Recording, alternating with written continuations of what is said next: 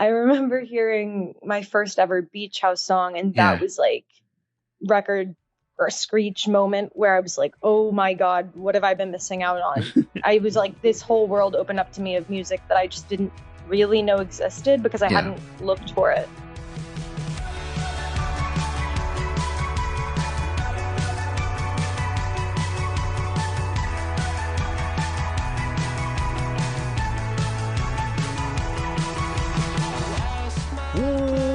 Welcome, everybody, to Casting for Two, the podcast, as always, hosted by me, Chris. Welcome, everybody, to episode number 559 of the podcast.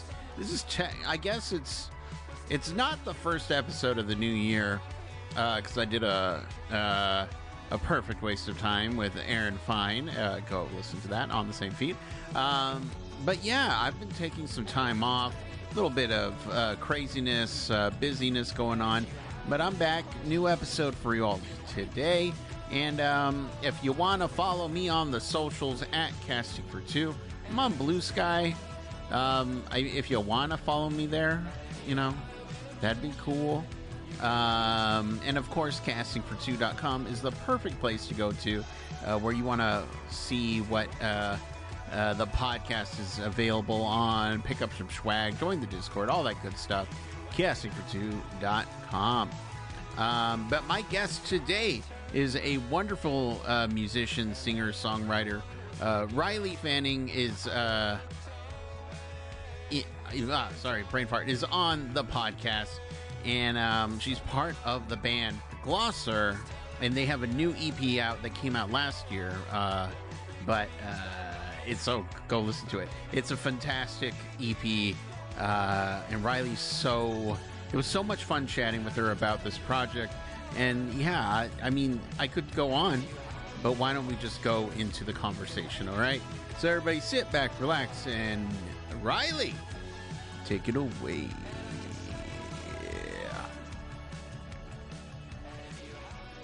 You're in the East Coast, right? Like Washington? Yeah, DC. Oh, okay. So have you started your day? Or are you just kind of taking your time? What have you done so far today?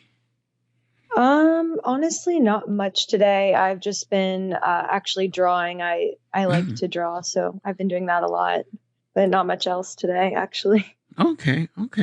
And how long have you been drawing? Since I was little, a little kid. Okay. And I'm always envious of people who can draw, because I can't draw to save my life. Even my stick figures are not that great, but do you? And I have friends who are artists and they love drawing, and I love asking them what's the hardest, like if it's a person, what's the hardest thing to draw? Do you have issues drawing hands? Oh, actually, kind of, yeah. Okay. Yeah, they're kind of, my people usually have kind of little scribbles for hands. Yeah. It's like, you get it. They're there somewhere. I don't know what it is with the hands. I guess even when I watch tattooers draw them, the hands always just kind of look like, okay, interesting. Yeah. Well, you know what? You can always make it part of your style. That's kind of what I've done. I'm just like, yeah, that's on purpose. Yeah, exactly. And so would you say, kind of going from this to music? Well, I'm curious. One thing I love, we're in the podcast. It already started. Mm-hmm. Okay. But I'm very curious to know when people get bit by the bug. And so in your case, when did you get bit by the music bug? I don't know. It's kind of always, but it's been a journey. I think I always really liked singing growing up. I loved music in general. I mean, everyone likes music to an extent. I remember in high school was kind of when I started really delving into like indie music. I got really into cults, and like I think that was then. And then especially the main time was college. I'm kind of like really a shy person. So I would always make these really, really long playlists. I would stay up all night making, compilations of all types of music. And then I would just put my headphones in walking to class so I didn't have to talk to anyone. Yeah. And I just discovered a lot of bands that way. And then I got really obsessed with music during that time. And that was kind of the turning point. Okay. You know what? I relate to that on so many levels just because I don't, I put playlists together, sure. But, just the whole fact of I have music put in my ears, everyone leave me alone. And I would, I go out of my way to still continue using like the wire, headphones just so that, okay, look, you see a wire here, leave me alone. Not listening to you. Go away. Yeah, please don't talk to me. Well, and so, I love that she found music. And would you say you found it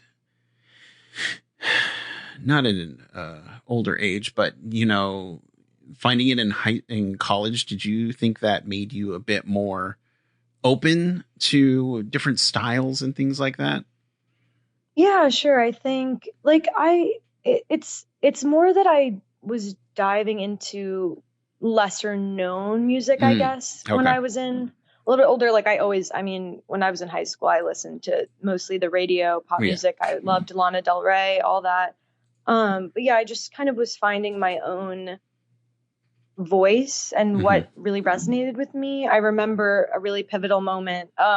Not that Beach House is a small band, but they're not like, I don't know, Taylor Swift. Right. I remember hearing my first ever, I don't know. I remember hearing my first ever Beach House song, and that was like record or screech moment where I was like, oh my God, what have I been missing out on? I was like, this whole world opened up to me of music that I just didn't really know existed because I hadn't looked for it. Yeah, it's so, because similar, I was very much a radio kid, and I listened to like Sirius XM or something like that just because I miss the radio. And where I'm at, they just kind of lump everything together, which I don't like. But I remember when I heard Arcade Fire, that's when the world of music was just, oh, there's more. Oh, yeah. And then of course, starting this podcast, I just find all sorts of music that I'm just very grateful for. And I love that Beach House did that for you. Yeah, I'll never forget. It was Lemon Glow. That song changed my life. I think I can credit that song to be the reason why I started music, I think. Perfect. And so do you, kind of going back with the drawing, do you ever feel like you get, when you're pursuing music, do you ever feel like, oh, this drawing, you're just happen to be drawing and then it informs the music part of your brain, or vice versa? Like, ooh, you're writing a song, I'm like, you know what? I kind of want to draw this.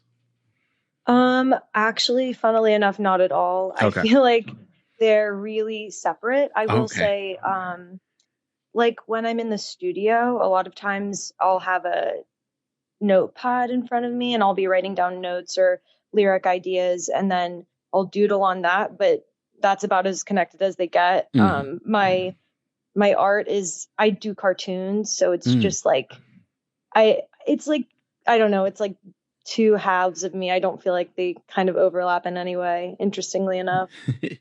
But when they do, no, I'm just kidding. I think that's very interesting because the amount of people that I talk to, it's like, oh yeah, my dancing informs and I'm just like, oh, cool. How? I wish I could say that. Yeah, I'm drawing my music, but no, not really. Well, and then so how you start, taking this music and you're just like, you know what, I want to start a band. When does that happen? Well, okay. So like I said, in college, I got super kind of crazily obsessed with music. And then I feel like that made me start to have this dream of being a singer. And I didn't know how to play any instruments. I'd never written a song in my life, just really loved music and had this, kind of secret desire to do it myself, but I kind of thought it was crazy. And it was after I graduated college, I just didn't know what to do with life. I was really lost, and I kept coming back to the idea of music and being involved in music somehow. And I remember at the time, my biggest dream in the world was just to record one song. To write and record one song would be like the coolest thing that I ever did. Yeah. And then finally, I just kind of came to this point where I was like, well, nothing's really working out anyways, so I might as well try that and see if I could do it. So I'm kind of like an all-in person. So I bought a guitar, started teaching myself guitar, and then started looking for band members because I knew I probably couldn't do it myself since I had no idea what I was doing. Yeah. And then I found Corbin, my bandmate, actually on Facebook, and we met up, and it just was instant. We instantly clicked. We loved all the same bands. We just he was really also interested in being really serious and trying, because I was just thinking, if I'm going to try, I'm actually going to try. I'm not just going to, I'm just going to go all in. So we immediately got to writing. We actually, that same night we met, we went back to his old house and started writing together that very night. And then, I don't know, the rest is history, I guess. I love that. I absolutely love that. There's moments in my life where I said, yeah, let me just I can write music. I can write a song. No problem. And then it's just, reality hits me. I'm like, oh yeah, no problem. No, although it's something you work at. Like I swear I was terrible when I started. I was writing like stream of consciousness over like Corbin would play chords, and it was basically just like poetry that didn't make any sense. And it had no beat. And he was like, yeah, that's not music. That's not how you do that. And so, if I could go from there to now, I think anyone could do it. I love that. He's like, yeah, this isn't music. He's like, I don't know. He's like, you don't have any sense of rhythm. I don't know what's going on. So let's keep at it.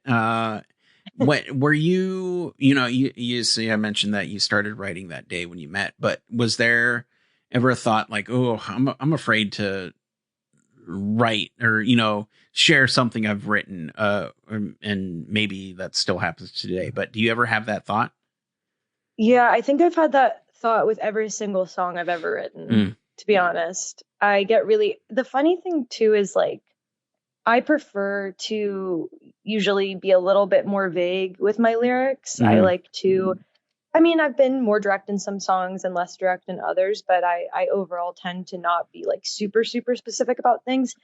But I feel like because I know that they're about super specific things, I feel super exposed. Yeah. Okay. So, and I'm always like afraid, I'm like, are people going to figure out exactly what I'm talking about and who I'm referencing? So I think, everything I've ever written, I'm like, this is too much.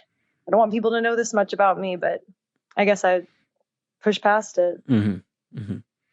I love that you're just like, well, here we go. I'll do it.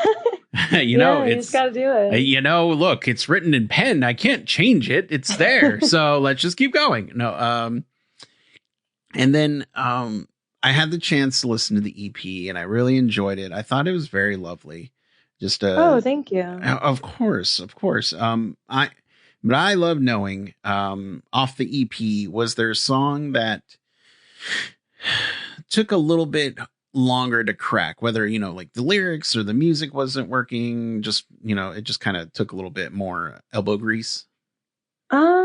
Honestly, I feel like not really with this EP. It's interesting a lot. Like the songs are all, some of them are written close. It's only 4 songs, but like Angel Dust was written a while before the other songs and done and completed. And then Dove Dreams was written as like, I had written the first few lines of the melody up until I hadn't written the chorus yet. And that had been written like a year prior and I just had never done anything with it. So maybe Dove Dreams, I guess, because it had just been kind of sitting around half written, but in general, I don't think any of the songs were like super hard to crack.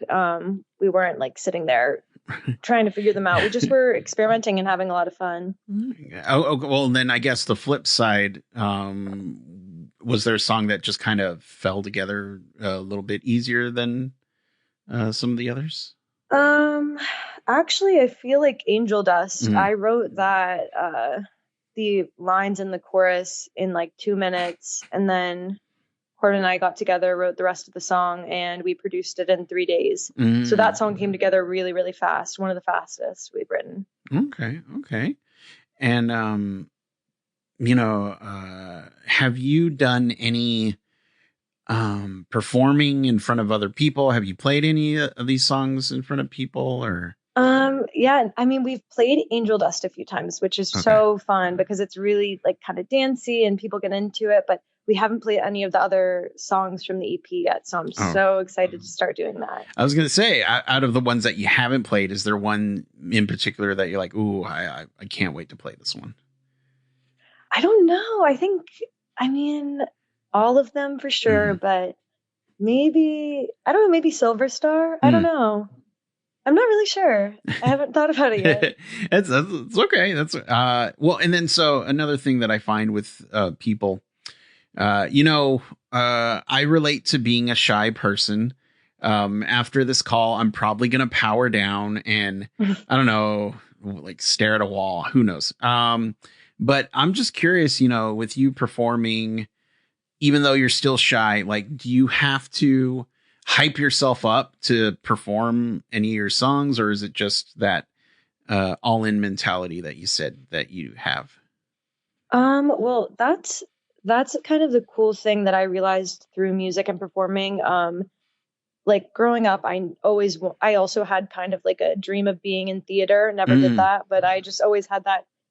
I wanted to be on the stage kind of, but never did it until I started the band, and then I just I don't know, it came really naturally, honestly. And I always tell people, it feels like it's a character. Like it feels like it doesn't feel like me, myself. It's like an embodiment of the music and something else. Like I'm performing as some other kind of thing. It's not really like me, Riley, like normal me in a room.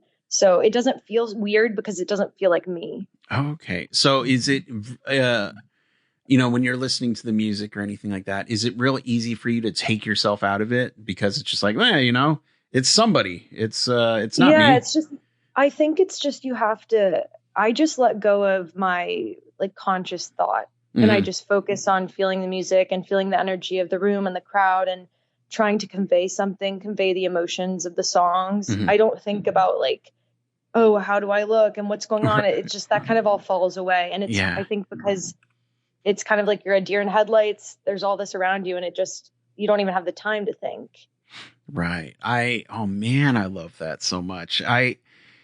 Whenever obviously I podcast, not to break this news to you right now, but no, it's that thing of I've been editing my voice for almost 14 years.